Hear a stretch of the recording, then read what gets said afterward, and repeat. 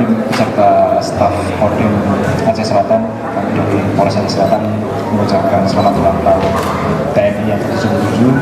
Semoga TNI senantiasa jaya, sukses selalu Pak Dandim. TNI ya kita.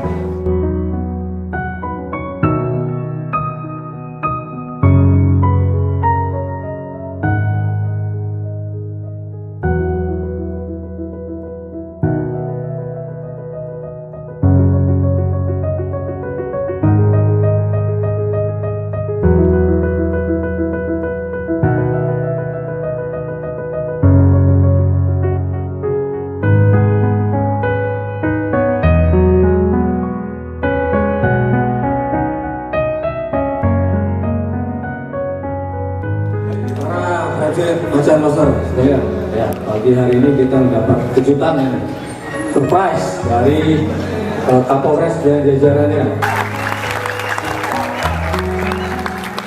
Jauh Pak Kapolres datang ke sini untuk memberikan ucapan selamat kepada kita, ya, sebagai bagian dari TNI. Ya. Kapolres memberikan perhatian kepada kita semua. Ini suatu bentuk sinergitas antara Polri dan TNI.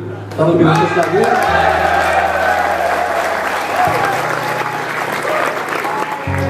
Terlebih khusus lagi, sinergitas antara Polres Aceh Selatan dengan Yonif 115 Macan Loser.